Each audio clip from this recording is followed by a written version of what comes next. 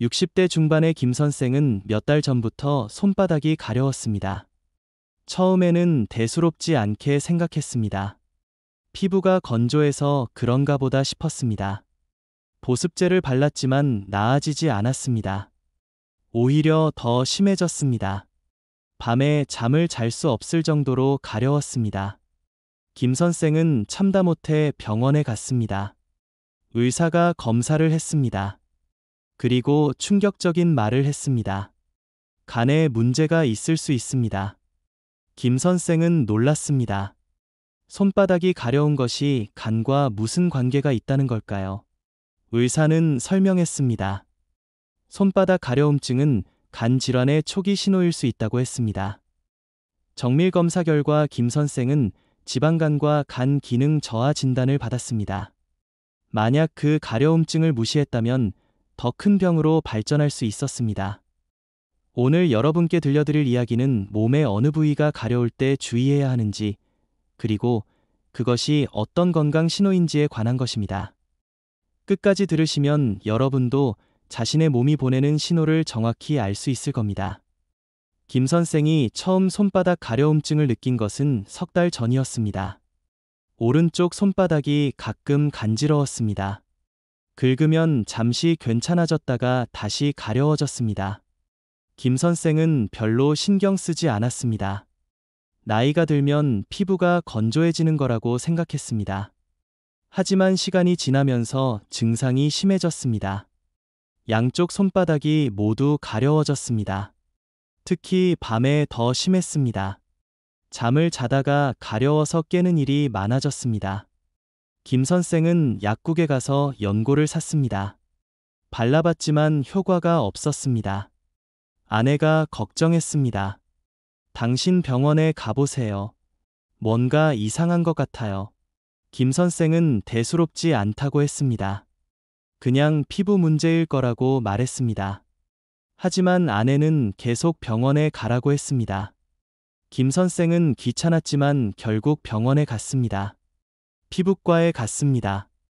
의사가 손바닥을 살펴봤습니다. 그리고 물었습니다. 다른 증상은 없으세요? 피곤하시거나 소화가 안 되시거나. 김 선생은 생각해봤습니다. 그러고 보니 요즘 피곤했습니다. 소화도 잘 안 됐습니다. 의사에게 말했습니다. 의사의 표정이 심각해졌습니다. 혹시 간 검사를 해보신 적 있으세요? 김 선생은 고개를 저었습니다. 의사가 말했습니다. 손바닥 가려움증은 간 질환의 신호일 수 있습니다. 정밀 검사를 받아보시는 게 좋겠습니다. 김 선생은 놀랐습니다. 간 질환이라니. 자신은 술도 많이 마시지 않는데 왜 간에 문제가 생긴 걸까? 의사는 설명했습니다. 간 질환은 술 때문만 생기는 게 아닙니다. 비만, 당뇨, 고지혈증 등도 원인이 될 수 있습니다. 그리고 간이 나빠지면 담즙산이 피부에 쌓여서 가려움증이 생깁니다. 특히 손바닥과 발바닥에 많이 나타납니다. 김 선생은 정밀 검사를 받았습니다. 혈액 검사와 초음파 검사를 했습니다. 결과가 나왔습니다. 지방간이 심했고 간 수치도 높았습니다. 의사가 말했습니다. 지금 치료를 시작하지 않으면 간경화로 발전할 수 있습니다. 김 선생은 충격을 받았습니다. 김 선생은 그날부터 생활 습관을 바꾸기 시작했습니다. 의사의 지시에 따라 약을 먹었습니다. 술을 완전히 끊었습니다.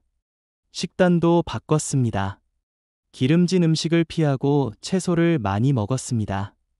운동도 시작했습니다. 매일 30분씩 걸었습니다. 몇 달이 지나자 손바닥 가려움증이 줄어들었습니다. 다시 검사를 받았을 때 간 수치도 좋아졌습니다. 의사가 말했습니다. 잘하고 계십니다. 계속 이렇게 관리하시면 됩니다. 김 선생은 안도했습니다. 만약 그 가려움증을 무시했다면 큰일 날 뻔했습니다. 김 선생의 친구 박 씨도 비슷한 경험이 있었습니다.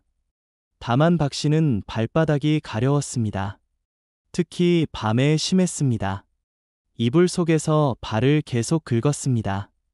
박 씨는 무좀인 줄 알았습니다. 무좀 약을 샀습니다. 하지만 효과가 없었습니다. 김 선생이 박 씨에게 말했습니다. 자네도 병원에 가봐. 나처럼 간 문제일 수 있어. 박 씨는 병원에 갔습니다. 검사 결과 역시 간에 문제가 있었습니다.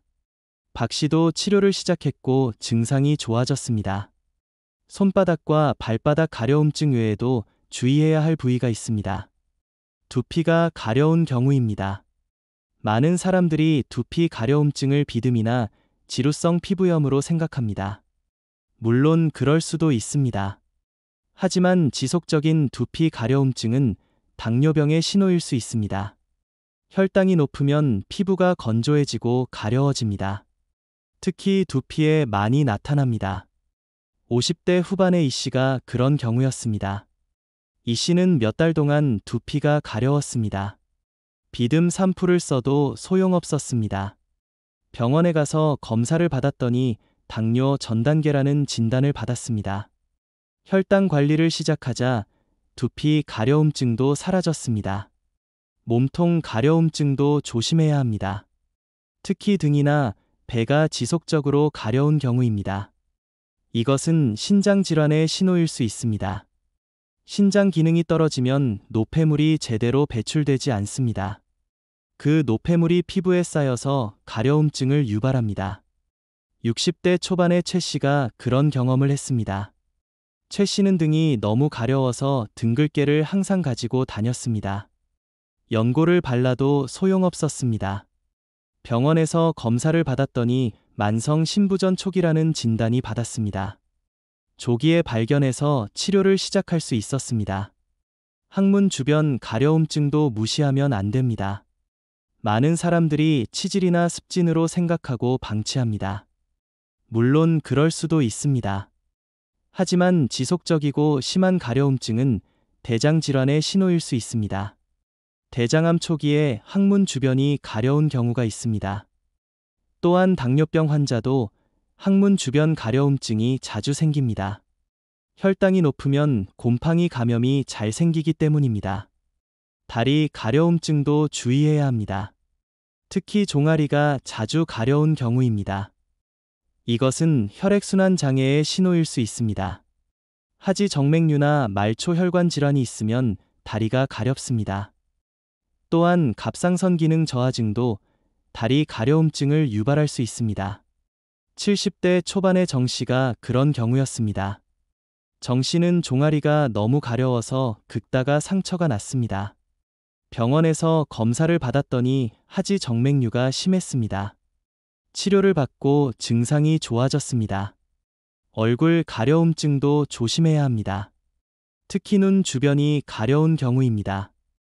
이것은 알레르기일 수도 있지만 간혹 안구 건조증이나 안과 질환의 신호일 수 있습니다. 또한 지속적인 얼굴 가려움증은 간 질환이나 신장 질환과도 관련이 있을 수 있습니다. 겨드랑이나 사타구니 가려움증도 무시하면 안 됩니다. 이 부위는 곰팡이 감염이 잘 생기는 곳입니다. 하지만 지속적이고 치료해도 낫지 않는 가려움증은 당뇨병이나 면역질환의 신호일 수 있습니다. 귀 안쪽 가려움증도 주의해야 합니다. 많은 사람들이 면봉으로 귀를 후비면서 해결하려고 합니다. 하지만 지속적인 귀 가려움증은 당뇨병이나 알레르기의 신호일 수 있습니다. 또한 습진이나 건성 같은 피부 질환일 수도 있습니다. 입 주변 가려움증도 조심해야 합니다. 이것은 영양결핍이나 면역질환의 신호일 수 있습니다. 특히 비타민 부족일 가능성이 있습니다. 가려움증은 단순히 불편한 증상이 아닙니다. 몸이 보내는 중요한 신호입니다. 특정 부위가 지속적으로 가렵다면 반드시 원인을 찾아야 합니다. 단순히 피부 문제로 치부하고 넘기면 안 됩니다. 내부 장기의 문제일 수 있기 때문입니다. 가려움증이 있을 때 해야 할 일은 무엇일까요? 첫째, 관찰하십시오. 언제부터 가려웠는지, 어느 부위가 가려운지, 언제 더 심한지 기록하십시오. 이 정보는 진단에 도움이 됩니다. 둘째, 긁지 마십시오. 긁으면 상처가 나고 감염될